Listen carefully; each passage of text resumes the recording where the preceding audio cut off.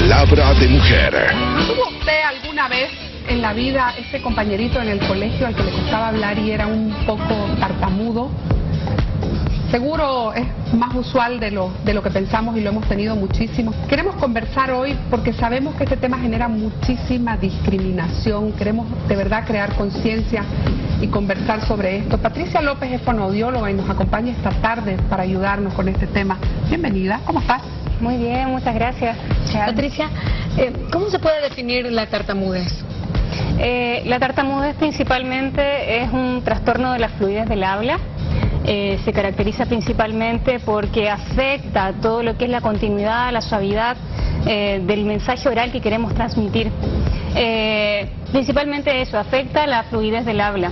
Y se debe, todos preguntan por qué, qué pasa. Una de las, muchas investigaciones dicen de que se debería que el sistema nervioso central es el encargado, ¿no?, de comandar, de lo que hablábamos la otra vez. No envía la señal, no envía el mando, la señal correcta para que se desencadene un habla continua, para que ocurra, ¿no es cierto?, esta hilación de palabras, ¿no? Habría como un retraso en el tiempo de que se envían estas señales y no se, los músculos que interfieren en la producción del habla no ¿Pensamos más rápido de lo que podemos hablar? Y puede ser, ¿no? Puede ser, pero en sí es la señal, el mando en sí que no se lleva a cabo en el tiempo correcto. Yo lo noto con mis sobrinos chiquititos y con mi propia hija en su momento, que como a los 2 años y medio, 3, hay como una etapa de tartamudez, no sé si decirlo normal, que después desaparece, que es muy divertida y muy bonita en los niños chiquititos porque te das cuenta que como que se le agolpan las ideas. ¿Suele suceder eso y pasa solo o sí, cómo va? Sí, la verdad es que hay una etapa de los 2 años hasta los 5 años, 11 meses, que se espera a que esta tartamudez o que esta disfluencia, no es una tartamudez, es una disfluencia que es normal, es disfluencia del desarrollo, aparezca, y es normal porque los niños están adquiriendo el lenguaje, están aprendiendo de a poquito las palabras, entonces no hablan como uno que ya tiene toda una selección de palabras que ocupa frecuentemente, que le gustan más, etcétera. Los niños tienen algunas poquitas palabras y se crea una disfluencia porque están de a poquito desarrollando este patrón de lenguaje. Entonces ocurren esas disfluencias de los 2 a los 5 años, 11 meses más o menos, que es lo esperable. A los 6 años es donde ya más o menos... Pasa a los 6 años, me tengo que preocupar, sí. Tengo que llevar a mi hijo a un especialista. No, de hecho se espera, hay niños de 2 años ya que van con fonoaudiólogo porque se trata de que esta disfluencia que está no se generalice, no se quede, se desaparezca y se vaya espontáneamente. ¿Y cómo se trata? Se trata con una terapia indirecta, o sea, recomendamos a los papás, a los padres, a los profesores de que tengan cuidado de que de repente no digan, estás hablando mal, así no se dice, estás repitiendo las palabras. No, y el bullying que te acarrea dentro del colegio, porque lo recuerdo en mi colegio de niña, ¿no? Increíble. Sí, vi una película que se llamaba El discurso del rey, que incluso fue nominada al Oscar y ganó muchos premios, y relataba precisamente la dificultad para hablar y para expresarse que tenía uno de los mandatarios más importantes que tuvo Inglaterra en su momento, y cómo él contrató un profesor de actuación que le ayudó a practicar la forma en que hablaba, y al final se convirtió en uno de los mejores oradores que tuvo la historia de Inglaterra. Y a esto quiero llegar. ¿Se puede dejar de ser tartamudo? ¿Se puede practicar, ensayar y superar esta dificultad? ¿O existe alguna diferencia entre la persona que es tartamuda, que tiene un problema de enlace con el cerebro, a una persona que simplemente tal vez repite o le cuesta sacar una palabra? No, te cuento de que la tartamudez va a persistir siempre. O sea, el terapeuta o el fonoaudiólogo va a ayudar a que esa tartamudez la persona pueda dominarla, pueda un poquitito manejarla, controlarla, para que no hayan tantas disfluencias o tantos episodios de bloqueo, de repetición, de prolongación. Entonces se va a ayudar a que tenga estrategias para salir del paso.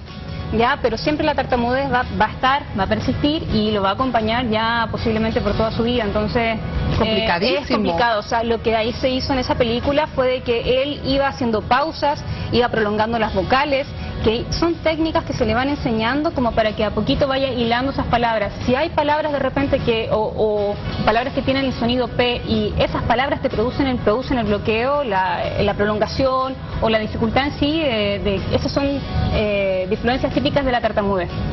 Bloqueo, prolongación, repetición, ¿no? Es salir del paso. O sea, y uno nota que cuando la persona tiene este problema se pone más nerviosa y se bloquea muchísimo más. Sí, son concomitantes físicos que se le llaman, por ejemplo, aparte de la tensión, aparte del estrés que genera todo esto, de no poder comunicarse. O sea, es como muchos pacientes refieren como que es tener espinas en la boca. Porque es como que te frustras, pues, ¿no? Claro, es todo un tema de vida que de aquí en adelante es complicado para quien lo tenga. Y bueno, me preguntaba si Déjame que te lea un mensaje. Voy a leer tu mensaje y volvemos con eso. ¿Por qué la tartamudez va acompañada de tensión muscular en el cuello y en la cara? Dice Maida. Como te decía, son concomitantes físicos, a eso que quería llegar. Son concomitantes físicos que sí o sí van acompañados. O sea, no son obligatorios. Lo que sí son obligatorios, características obligatorias, son la repetición, el bloqueo, la prolongación. Pero los que no son obligatorios son estos, los concomitantes físicos. Pueden o no acompañar la tartamudez. Entonces no significa de que si tienes tartamudez sí o sí vas a tener estas concomitantes físicos que son, por ejemplo, movimientos de cara, movimientos de los faciales, ojos, de cabeza, el parpadeo, rigidez, que tú ves la tensión del cuello, que quieres salir de ese momento.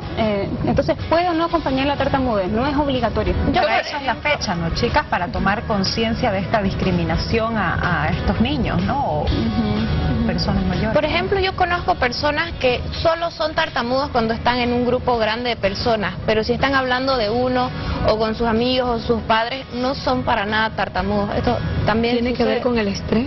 Tiene que ver con el vínculo de confianza, de que algunas personas, pacientes por ejemplo me refieren, mira, yo trabajo y tengo un jefe que es terrible, o sea, me exige, me pide metas, me pide estas cosas, y en realidad cuando me llega el momento de preguntar, ¿y cómo te ha ido? Yo me bloqueo y no puedo comunicarme, no puedo hablar fluido, porque es el estrés mismo. O sea, si habla él con su mamá, con sus, no sé, parentescos más cercanos, no va a haber ese bloqueo. El estrés y la ansiedad que te genera cualquier situación, ¿no?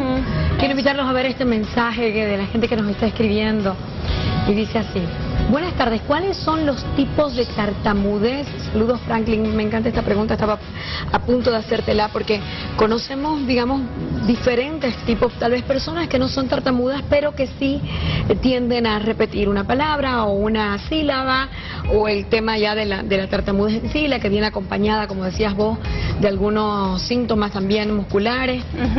Hay tres tipos de tartamudez específica. Una es tartamudez del desarrollo, ¿no? Que primero fue que el niño se concientizó de que tenía una disfluencia, que pasaron los años, los papás nunca acudieron al fonoaudiólogo o al terapeuta del lenguaje y se hizo ya tartamudez en sí, que fue tartamudez del desarrollo. O sea, esa se encasilla así. Luego está la tartamudez neurogénica, que es por el deterioro, o sea, no deterioro, pero es por la falta de conexión que tiene el sistema nervioso central para llevar a cabo este impulso. O sea, no lo lleva correctamente a lo que es la musculatura para articular. Ya neurogénica sería en ese caso.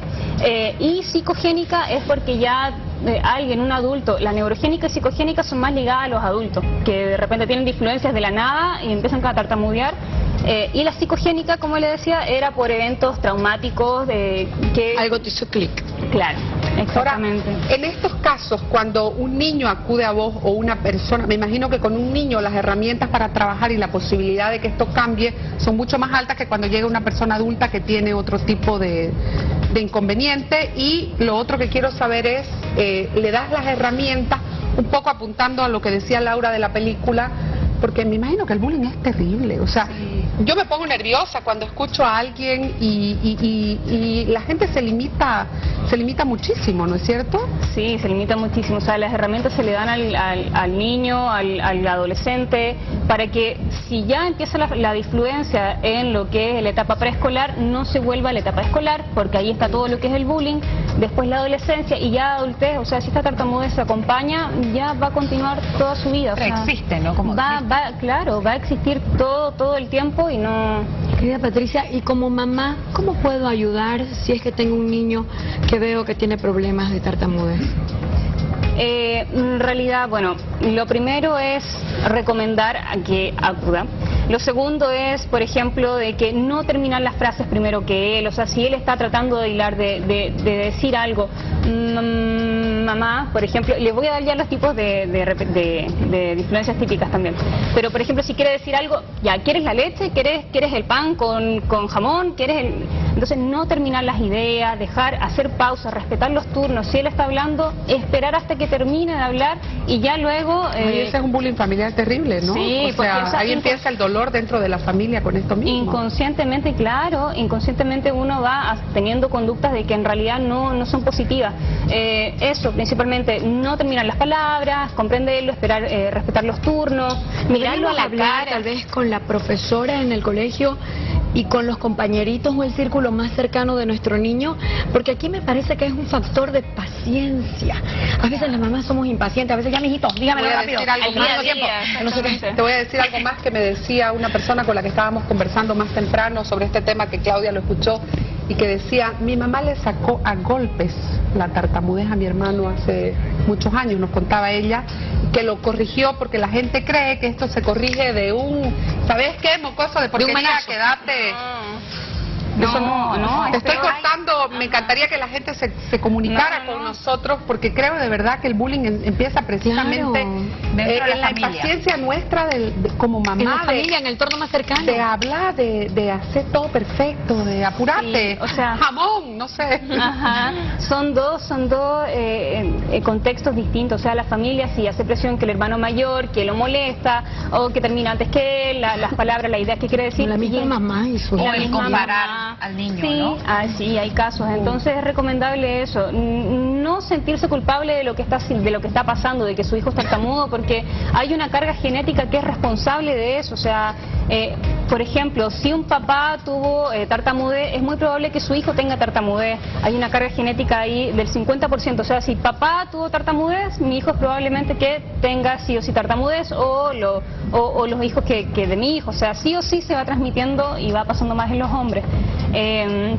Y en el contexto del colegio en sí, es importante, es muy importante dejarle en claro a la profesora de que tiene que tener, o sea, ella tiene que ir controlando, modulando el respeto de turno, de que hay que dejarlo terminar, que todos pueden hacer el mismo trabajo, que no hay que, por ejemplo, darle la tarea más fácil al niño que tartamudea, en absoluto. Si hay que presentar, si hay que hacer una presentación, exponer una tarea, hay que dejarlo y darle su tiempo. O sea, enseñarle a los niños a respetar, es principalmente eso, y esperar. Patricia, querida, es un gusto tenerte. La verdad que nos ayuda mucho la orientación de Patricia López, fonoaudióloga, para encaminarnos y tener una mirada distinta a estas personas que sufren con la tartamudez. Vamos a hacer un corte y en un minutito nos vemos aquí. Palabra de mujer.